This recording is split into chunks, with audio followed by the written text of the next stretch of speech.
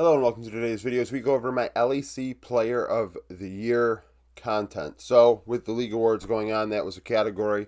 And in my opinion, as somebody that did vote on that, I should make a video about how I came to my conclusion. So in the end, I ended up picking Caps. Not a big shock.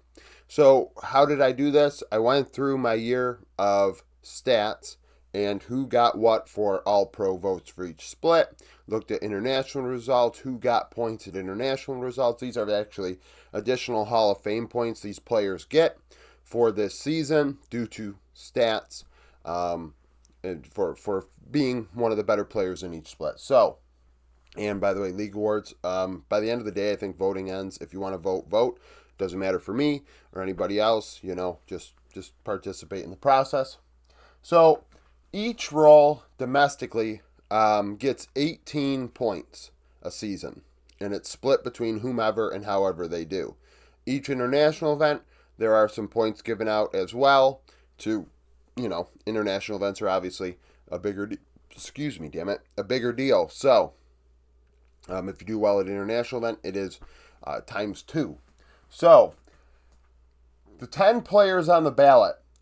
Caps had 9, Skuman 7, Kana 6, Supa 5, BB 4, Elyoya and Jojo 3, Kalist and Hans 2, Alvaro 1 for the season. And this is based 100% on stats. Now, the other players that got Hall of Fame points for being good statistically. These are the players that were not on the ballot. Razork had 8. Razork was the best jungler statistically in winter and spring, and then second best in summer. I believe that's how that went. Parus and Targamas both had 5. Parus had a great season. A great season. Honestly, like Kalist had a very good winter. Like I think I said he was my MVP for winter, actually.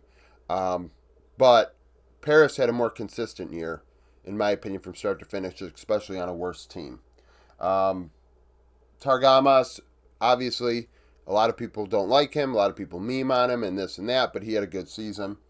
Oscar and Mirwin had 4 points each.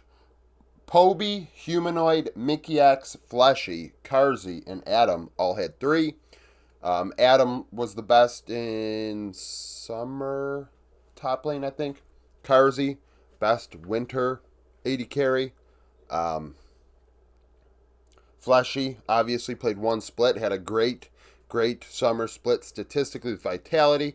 Mickey X had a great split statistically. I forget if it was winter or spring, but that's how he got 3. Humanoid, best in winter. Poby, best in summer. Caps, across the board, showed up in all 3 splits in some way. I think he was first in spring, but also Caps benefits from being one of the best mid laners at MSI. So he got bonus points due to his MSI performance. Sheo, June, Upset, Labrov had 2 points each. Rooster, Nuke, Ice, Noah, Vladi, and Niski all had 1 bonus point each. Niski, when he was support, actually statistically had some bright spots in his stat line that boosted his standing. Now, other bonus points. So Caps, MSI, he did well. Kana and Targamas did very well at first stand. Kana was the second best top laner statistically. Targamas was the third. Caps was the third best MSI mid laner statistically. And keep in mind, strength of schedule plays a massive role in a lot of this. But if you, in a perfect world, like the LCK, honestly, up until this season, and this year I would say they had the best format still.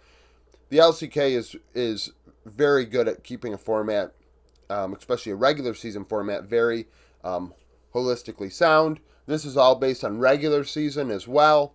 So do not take the playoffs into account for this. I'm not including playoffs because of strength of schedule affecting stats, and I do not like putting my opinion and bias into this as far as the eye test is concerned and what I like to watch, because I like aggressive players more than passive players, and that sometimes can lead to an aggressive player inting their face off and me being like, oh, well, that guy's a fucking idiot. But at the same time, If they're going to make a great play, it's like, oh, in the end, even if they're being an idiot, they've got some balls. So that is a thing. It's just a matter of what you like and what you don't like.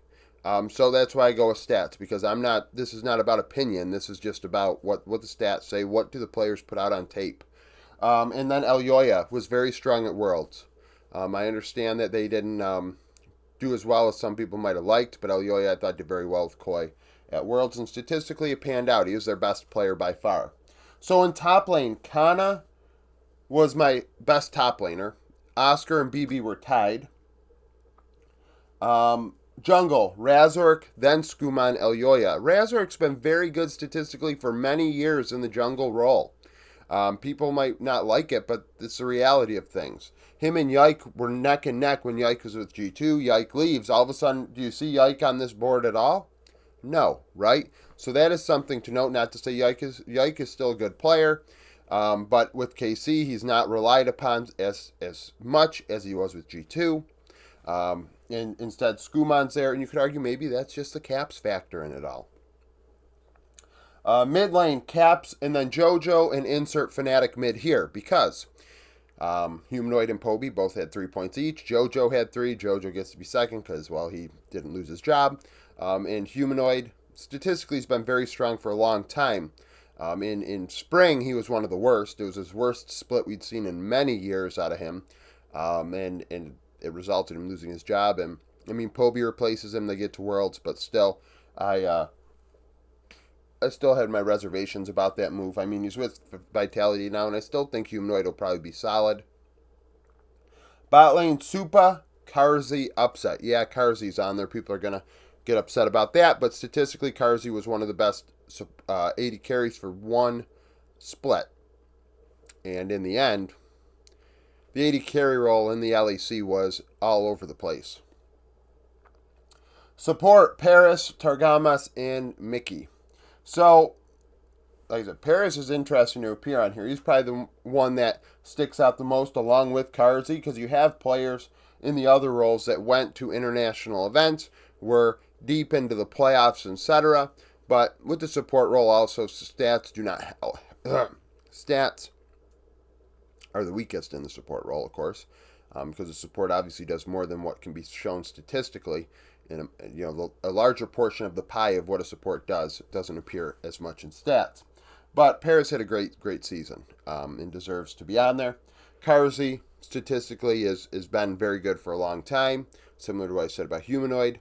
Just the reality of things. Karzi's a lot younger than people think anyways. The fact that he debuted I want to say debuted at like 18 years old with Mad or Vitality. It might have been even younger than that. I mean, really perspective-wise, people need to kind of readjust their expectations. Or I mean, at this point now he's played long enough, but at the same time be like, well, I mean, Supa may be older than Karzi, which is just crazy to think because Karzi's been around so long. So that's it. I mean, it's not a big shock. I'm sure a lot of people are going to pick Caps anyways, but yeah, Caps was my LEC Player of the Year. So, thank you for watching. If you liked the video, like it. Subscribe to the channel for daily League of Legends content. Follow me on Twitter, join the Discord, become a YouTube supporter, and hope to see you again tomorrow.